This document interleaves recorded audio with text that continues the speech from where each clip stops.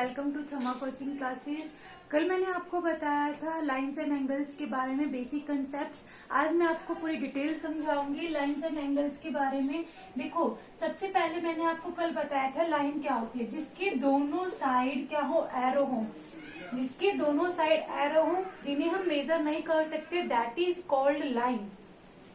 Line segment क्या होती है, जिसके दोनों साइड क्या हो, डॉट हो, और हम इसे मेजर कर सकते हैं with scale, that is called line segment.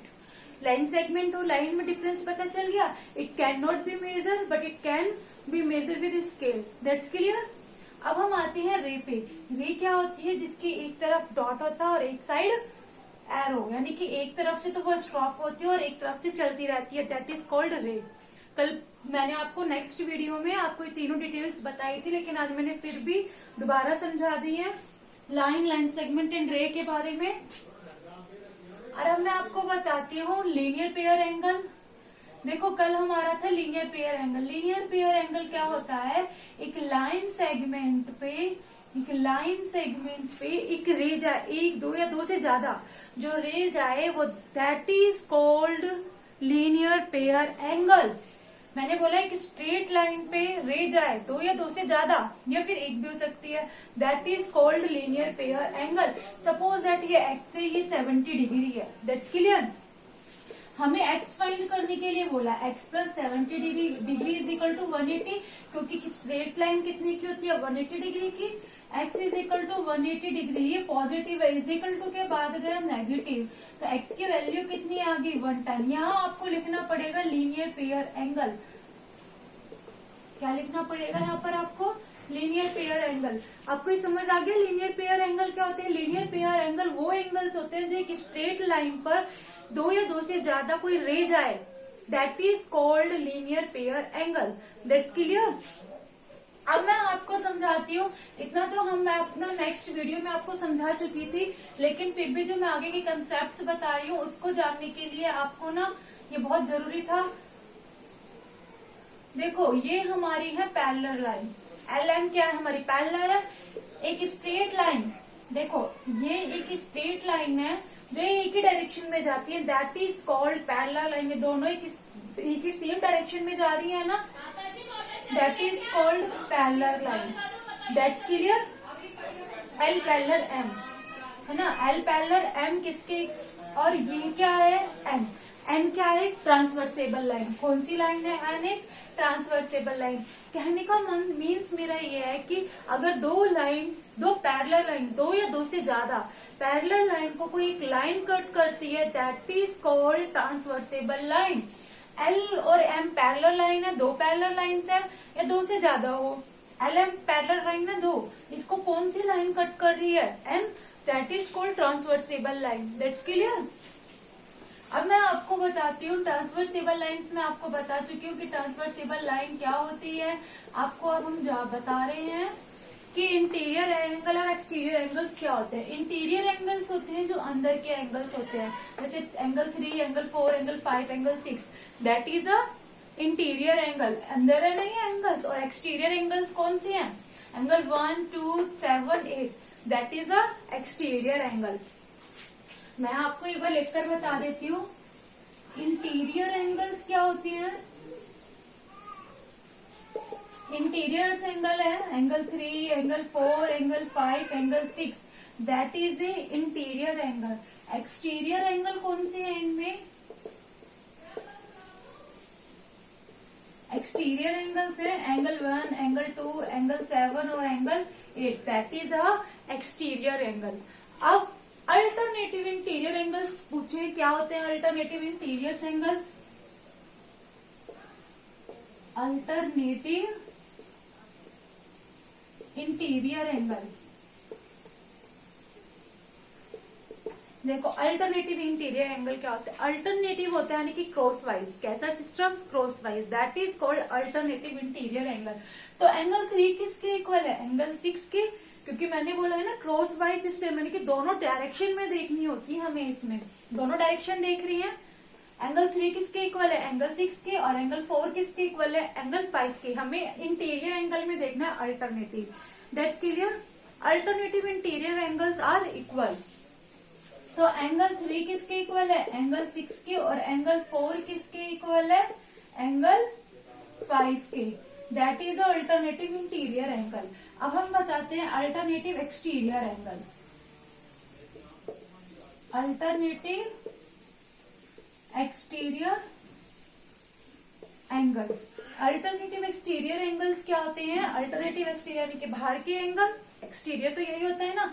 तो ये 1 किसके इक्वल है? 8 के। और एंगल 2 किसके इक्वल है? एंगल 7 के।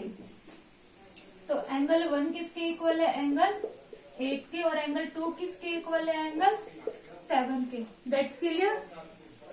Alternative interior angle 3, angle 6, angle 4, angle 5। Alternative exterior angle 1 is equal to angle 8, angle 2 equal to angle 7। ये क्या होते हैं? एक दूसरे के इक्वल होते हैं। That's clear. अब हम पढ़ेंगे कोरस्पॉन्डिंग एंगल। कौन से एंगल? Corresponding angle. सबसे पहले हमें कोरस्पॉन्डिंग एंगल्स की डेफिनेशंस पता होनी चाहिए। कोरस्पॉन्डिंग एंगल्स होते क्या है? कोरस्पॉन्डिंग एंगल वो एंगल्स होते हैं जो सेम डायरेक्शन में होते हैं। डायरेक्शन कौन सी होनी चाहिए? एक ही डायरेक्शन। अगर हम इस वाली डायरेक्शन को देखते हैं तो यही वाली डायरेक्शन देखनी है, और इस वाली डायरेक्शन को देखते हैं तो यही वाली डायरेक्शन आपको देखनी है। डायरेक्शन एक ही लेनी है। जैसे कि मैंने बोला कोरस्पॉन्डिंग एंगल में हमें सबसे पहले पता होना चाहिए होता क्या है। तो कोरस्पॉन्डिंग एंगल में हमें क्या पता होना चाहिए? पहले हमें डायरेक्शन पता होनी चाहिए कि एक ही डायरेक्शन लेनी है हमें। अब सबसे पहले ये दोनों पैरेलल लाइन है, दोनों पैरेलल लाइन में एक इंटीरियर लेना और एक एक्सटीरियर एंगल लेना है। तो एंगल 1 ले लिया और एंगल 5 ले लिया। That is called corresponding angle, यानी कि एक एक्सटीरियर एक इंटीरियर एंगल। ये कैसे एंगल है? Corresponding angle. दोनों सेम पैरेलल लाइन पे होने चाहिए, है ना। ये भी पैरेलल लाइन पे 1 और एंगल 5 भी पैरेलल लाइन पे। मैंने बोला है एक इंटीरियर होना चाहिए और एक एक्सटीरियर होना चाहिए। That's clear. तो एंगल 1 किसके इक्वल है? एंगल 5 के। और एंगल 3 किसके इक्वल है? एंगल 7 के। तो हमें यहाँ लिखेंगे एंगल 1 है एंगल 5 के। एंगल 1 एंगल 5 के इक्वल है क्योंकि कोरस्पॉन्डिंग एंगल आर इक्वल। तो एंगल 3 किसके इक्वल है? एंगल 7 के। हमने सेम डायरेक्शन ली है ना। हमें हमेशा कोरस्पॉन्डिंग एंगल में सेम डायरेक्शन लेकर चलनी होती है। और एंगल 2 किसके इक्वल है? एंगल 6 के। और ऐसे एंगल 4 किसके इक्वल है? एंगल 8 के। That's clear. कोरस्पॉन्डिंग एंगल्स क्या होती हैं? हमें डायरेक्शन एक ही देखनी होती है, एक इंटीरियर एंगल और एक एक्सटीरियर एंगल। अब आप कहने को तो ये भी कह सकते हो मैम ये भी एक्सटीरियर है ये इंटीरियर है, लेकिन दोनों सेम पैरेलल लाइन नहीं है ना। दोनों पैरेलल लाइंस पे लेने हैं। एंगल 1 एंगल 5 का लेना है, एंगल 3 एंगल 7 के लेना है। That's clear. कोरस्पॉन्डिंग एंगल समझ में आ गए क्या होते हैं? नेक्स्ट मैं अब आपको बताती हूँ। देखो नेक्स्ट बता रही हूँ मैं अब आपको। एक अगर आपको एंगल 3 गिवन है 80 डिग्री और क्वेश्चन में आपसे बोला है angle 1, angle 2, angle 4, angle 5, angle 6, angle 7, angle 8 find करो, और एंगल 3 आपको गिवन है। तो गिवन एंगल क्या है? एंगल 3 गिवन है। एंगल 3 कितना? 80 डिग्री। मैंने आपको बताया था लीनियर पेयर एंगल्स। अब भाई हमें तो पता है कि एंगल 3 एंगल 6 के इक्वल है, ठीक है, क्योंकि alternative interior angle are equal. अगर ये दोनों alternative interior angles are equal हो गए तो भाई जब ये इक्वल है तो ये इसके भी इक्वल हो जाएगा। सबसे पहले मुझे 4 पता होना चाहिए। एंगल 3 और एंगल 4 एक स्ट्रेट लाइन पर एक रे जा रही है, एक स्ट्रेट लाइन पर एक रे जा रही है। That is called linear pair angle.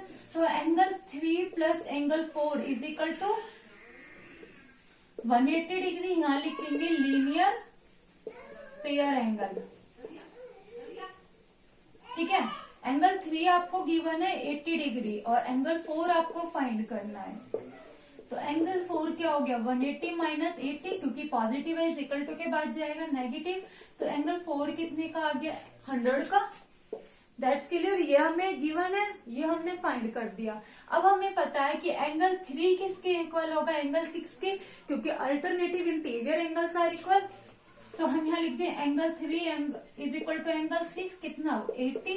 यहाँ क्या लिखेंगे? अल्टरनेटिव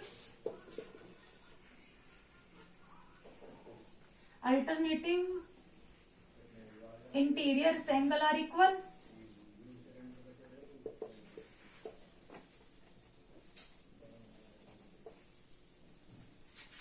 है। नेक्स्ट ऐसी एंगल 4 किसके इक्वल है, एंगल 5 के, कितना 100, सेम लिख देंगे, दैट्स क्लियर।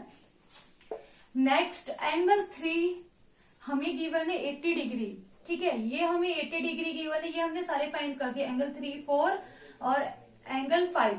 अब हम एंगल 5 गिवन है तो एक एंगल 1, एंगल 5 कितना है 80 डिग्री, तो एंगल 1 कितने का होगा 80 डिग्री, क्योंकि corresponding angles are equal. Angle corresponding angles होते क्या है, जिसमें एक इंटीरियर होता है एक एक्सटीरियर होता है, लेकिन सेम डायरेक्शन में, तो मेरी डायरेक्शन सेम है और दोनों ही पैरेलल लाइंस पे है। एंगल 1 एंगल 5 के इक्वल है, तो एंगल 1 एंगल 5 के कितने इक्वल है 100, तो यहाँ क्या आ गया corresponding angles are equal, corresponding angles are equal, that's clear. अब जैसे ये 3 गिवन है, एंगल 7 गिवन है, एंगल 3 कितना था 80 और एंगल 7 कितना है 80, तो यहाँ क्या लिख दूंगी corresponding angles are equal.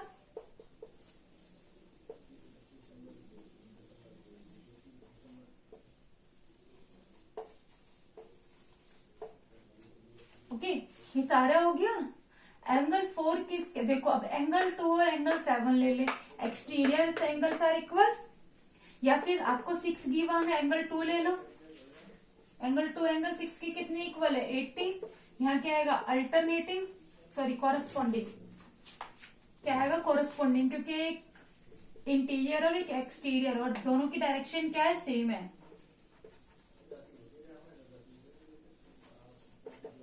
That's clear. अब एंगल 8 बचा, एंगल 4 एंगल 8 किसके इक्वल है भाई 8 एंगल हमारा, एंगल 4 कितना निकला था हमारा 100, तो ये 100 क्या लिख दू corresponding angles are equal, that's clear. अगर आपको इस चैप्टर में कोई डाउट्स है तो प्लीज कमेंट करके जरूर बताना, और वीडियो को ज्यादा से ज्यादा शेयर करो, लाइक करो, कमेंट्स करो। अगर कुछ ना समझ आए तो फिर भी आप कमेंट्स करके बताना। Thank you for watching my video.